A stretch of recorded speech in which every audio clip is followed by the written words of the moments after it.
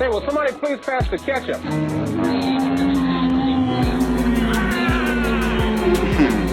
This is a tasty burger. I'll take a Vornese burger and a side of Jason fingers. Don't skip on the meat. I got a real good eye for prime meat. Welcome to Hamburgers and Horror, the home of meat and monsters. I'm Noah Hook, and today I'll be starting a new series of sorts called Everything I Watched. It'll be pretty straightforward. I'm basically going to take y'all through everything I've watched these past 2 months. This will be a fun way for me to talk about horror movies that I don't have time to cover and without going into in-depth spoilers of them, and also to branch the channel out to things beyond horror as well. Most YouTubers usually do these as everything I watched in this month, but I don't have time for that right now, so it's going to be a bi-monthly thing. So the format's going to go like this. I'll start each episode with any TV shows I've been watching, whether it's a plot-driven narrative or reality TV. After that, I'll go over any movies that I've rewatched. Then will come old movies that I'm watching for the first time, so anything that came out before like 2020. And finally, I'll wrap things up with any new movies that I've watched. Hopefully that all makes sense, but it definitely will once I get into it. Why don't we jump into some television? So I got this beautiful new Samsung TV for Christmas, which to my surprise came with a bunch of really specific channels. I ended up bouncing around a bunch of them during my first month of having it, and I watched a lot of stupid ass TV in the process. Those include Hell's Kitchen, Kitchen Nightmares, Wipeout, Deal or No Deal, and The Joy of Painting with Bob Ross. I watched them all pretty sporadically, so I don't really feel the need to review them, but they were very entertaining and got the job done. Another show of that nature is Impractical Jokers, which has been a favorite of mine since I was a freshman in high school. It's not highbrow art or anything, but I think it's fucking hilarious. The basic premise is 4 best friends compete to embarrass each other in secret camera challenges involving random bystanders. It is similar to other secret camera shows like Punk'd, Jackass, or Scare Tactics, but unlike those, I think Impractical Jokers does a great job of keeping things fun. They rarely get mean-spirited, and they switch things up frequently enough to keep episodes feeling fresh during a binge. I understand it's not for everyone, but if you haven't given Impractical Jokers a shot, I recommend it. Another show that Kim and I have been plowing through together is the new season of Love is Blind. Basically, they separate a group of men and women and they date each other from in between isolated rooms. They theoretically fall in love and get engaged, but there's also lots of petty drama. It's not a show I'd watch on my own, but the premise is odd enough to keep me interested while Kim enjoys it. And finally, the actual show of substance that we've been watching over the past 2 months is The Sopranos. It's both of our first time watching and we're almost done with season 2. The Sopranos follows the patriarch of the aforementioned family, Tony, who is juggling the issues of his family and the long-standing mob he is now the head of. I've always heard really great things about The Sopranos, especially when it comes to creating a really complex protagonist, but what has surprised me most is just the genuine creativity that went into it. There are ridiculous fantasies and dream sequences, and a lot of really interesting cinematography. James Gandolfini is perfect as Tony. He brings such a dynamic versatility to the character. Oh, and Paulie and Silvio are my absolute favorites. I hope nothing bad ever happens to them. I will admit that I feel like season 2 is pretty slow, but I'm hoping for something big in the finale. And overall, I'm very invested and excited to see where the story goes. So that's all for television. Now let's move on to the movies that I've rewatched. The first few will be movies that I've watched for reviews, so I'll be pretty brief with them. The first movie I covered in 2021 was Sinister. This 2012 supernatural horror follows a true crime writer named Ellison who moves his family into the home where a gruesome murder took place. He stumbles upon recordings of a bunch of related murders and eventually realizes something sinister may be pulling the strings. Sinister is a pretty solid 2010s horror movie. I'd probably take it over any of the Conjuring or Insidious movies, which I usually lump together with Sinister. Ethan Hawke is great as Ellison, and while Sinister's not like a personal favorite or anything, I think it does have a great mix of atmosphere and jump scares.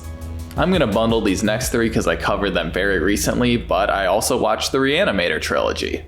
All 3 of them are a lot of fun and specifically have some of the most creative gore you can find. Jeffrey Combs as Herbert West is the only consistency within all 3 films, but he's the one we're all here to see. The first is the best by far, and I think the sequels get a little bit worse each time, but overall I think it's a pretty strong trilogy. Up next we have another trilogy, but of a very different sort. Over the span of like 9 whole hours, Kim and I watched all 3 extended cuts of the Lord of the Rings trilogy. These are obviously the bread and butter of epic fantasy films, which along with their source material have influenced generations. Rewatching them now, I was still genuinely impressed with the practical costumes and effects, as well as the CGI, which holds up surprisingly well.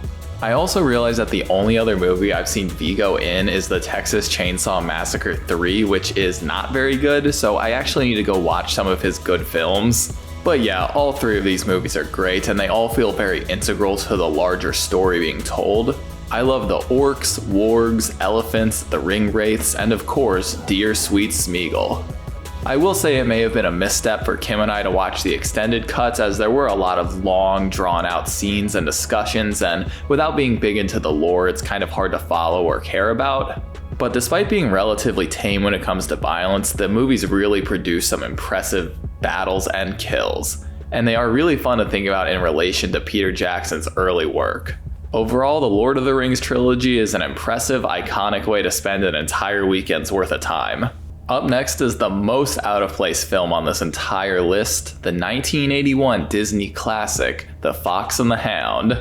The movie follows the lives of Todd the Fox and Copper the Hound Dog, who become best friends when they are very young.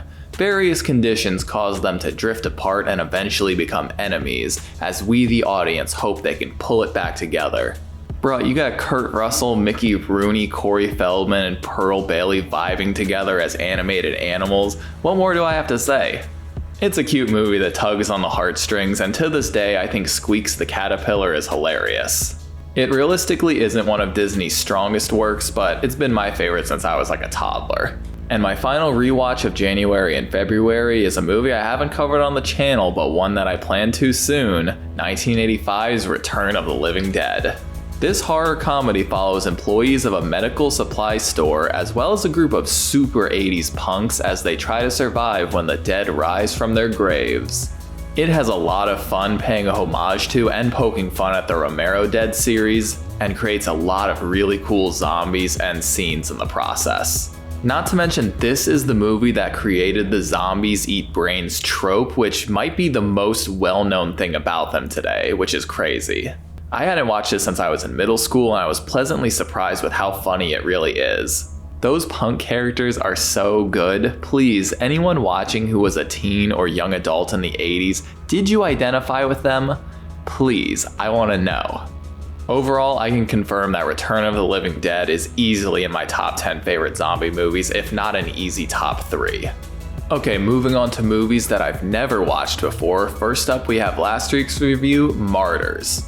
You probably already know my thoughts on it, but I really liked Martyrs. It is a depressing, uncomfortable, unpredictable movie, and it leaves you captivated for most of the runtime. It's actually got me on a bit of a French kick right now, so we'll be talking about a few more French films in a little bit. Up next, we have David Cronenberg's The Brood. After covering Videodrome in November, I really wanted to watch some more Cronenberg, and I stumbled upon The Brood on HBO one day. This 1979 psychological body horror is hard as fuck to explain, but basically a crazy doctor utilizes some strange new medical practices on a woman he is treating. The results are related to these creepy little bastards. It was a very interesting watch, and it showcases early versions of the strange dialogue and grotesque body horror Cronenberg would soon be very known for. It didn't quite match my love for Videodrome, but it was still more thought-provoking than the average movie I'm watching week to week. It's got me excited to watch some more Crony, and speaking of Viggo, maybe I'll start with A History of Violence. Up next, we've got Hell House LLC, which follows a documentary and found footage story around some friends trying to turn an abandoned hotel into a Halloween haunt. Things go poorly as the hotel's wicked history is unveiled, and we learn just what caused the horrible accident that killed 15 people. I'm sad to say that I was actually a bit disappointed with Hell House. This may be my fault, as I once again chose to watch the director's extended cut, but it just felt too long and too anticlimactic. There were some really well executed scenes and scares, but the finale didn't really bring it home for me. The characters felt very real, but they were also very unlikable, so it just made it hard for me to care because I knew some of them were going to die from the very beginning anyway. I had high hopes for it as it's rated pretty well, but at the end of the day I found it to be a pretty standard found footage horror. Immediately after Hell House, I decided to continue my French horror exploration with 2006's Them. The movie follows a French school teacher and her novelist boyfriend in their remote Romanian home as they hide and run for their lives when a group of hooded murderers break into their home. This was a quick, slick, fundamental horror movie. It wasted very little time getting started, and it really kept the tension high all the way up to the creepy finale. The ending isn't a twist per se, but it's definitely an unexpected turn. It is so fast-paced and to the point that it doesn't necessarily have a bunch of uniqueness to it, but I think it's very effective for what it's trying to do. When comparing Them and Martyrs, I probably prefer the latter for its crazy specificity, but I still think that Them is a really effective home invasion movie. If you don't mind subtitles, I would definitely give it a shot, but wait till you're home alone for it. And finally, the most recent oldie I've watched for the first time is 1986's Manhunter. But my review of that comes out next week, so you'll have to wait just a little bit longer before you get my thoughts on it. So that brings us to all the new movies I've watched within the past 2 months. This will encompass anything from the past year or so it won't be a bunch of brand new movies. First up is a superhero movie, which is actually pretty uncommon in the Hook household, but I heard really great things about the Suicide Squad and wanted to give it a shot. I've fallen off the Marvel train in recent years, and I was never really on the DC one, and that includes the first Suicide Squad, which was really a dud. But I think this new entry brought a fucking ton of originality and fun while still keeping the graphic violence that DC is trying to go towards. The whole opening sequence was a treat. This new cast of characters is mostly more interesting than the original. Margot Robbie kills it again, and I really like the big boss at the end. James Gunn brought his trauma background to the forefront for this creature feature, and I had a fucking blast with it. Up next is a horror movie from last year called The Boy Behind the Door. The premise is pretty simple. It follows two best friends named Bobby and Kevin after they are abducted and brought to an isolated home to have awful things done to them. At first glance, it probably sounds like a premise a lot of you may want to skip, but I do want to make it clear that the movie does a good job of alluding to instead of showing. It doesn't focus on torture or sexual assault, and it quickly becomes a cat and mouse game between the boys and the person who kidnapped them. There is a bit of a twist near the 2/3 mark, and the movie does a good job of keeping tensions high. I think the boys do a good job carrying the film, and overall it was a decent watch. It wasn't groundbreaking, and it wasn't trying to be, but I think it accomplished its goals. Next, we have two movies that were recently talked about on the H&H debate, where two of my patrons were arguing they were the best movies of 2021. First up, we have Come True, which follows a teenage runaway who participates in a sleep study, which slowly unravels into a surreal nightmare that is hard to quickly summarize. The film kind of explores the research of Carl Jung, who believed humans were all connected through a collective subconscious and history. You don't need to be super familiar with that to watch the movie though, as you're almost supposed to be confused throughout. The movie has style to spare, some strange twists, and a slow dread that really builds up to the finale. Its atypical story and structure will probably deter some viewers, but I think it's a really smart movie that is definitely worth a watch. Then we have yet another French film, Titane. I honestly can't give you a synopsis for Titane because there are so many twists and turns that I don't want to spoil, but let me just say it's a wild ride, and I think it's my personal favorite of 2021. Similar to Martyrs, for example, Titane is a very uncomfortable watch, but it is also very dynamic and constantly switches from sci-fi to horror to drama to everything in between. It's another film that will not be for everyone, so if you hate things like Cronenberg or New French Extremity, you will hate Titane, but if you have a taste for the strange, give it a watch. And finally, the last new movie I've watched is A24's newest folk horror, Lamb. The movie follows an Icelandic couple as they find a half-human, half-sheep child birthed in their barn. Yeah, you heard me right. I will say that Lamb is an A24 film through and through, so you probably already know if you'll like it or not. If you hated Hereditary, Midsommar, and The Witch, you'll probably hate Lamb as well. I'll also say it's more a drama than a horror, so don't go in expecting to be scared. The performances and cinematography are fantastic and provide the film a real sense of melancholy throughout. It explores grief in a very interesting way, and honestly, Ada is adorable. I will admit that I was a bit disappointed with Lamb, but I think that had to do with my own expectations for it. It was still a very interesting watch, and it's definitely a movie I'll return to someday. Well, that's about it. That's everything I watched in January and February. Was this a fun new feature on the channel? Did you enjoy it? What'd you think of the movies I watched? Let me know down in the comments. And be sure to tune in next week when I cover Manhunter. Thank you all for joining me, and an extra thank you to my patrons. As always, I'm Noah Hook, and thanks for watching Hamburgers and Horror. Stay safe out there. Thanks for watching my list of everything I've watched in January and February. If you enjoy this video, be sure to like and subscribe so you can keep up with all my horror reviews. And if you want to help support the channel further, be sure to check out my Patreon account. You'll be able to vote for future movies and franchises I cover on the channel. Thanks y'all.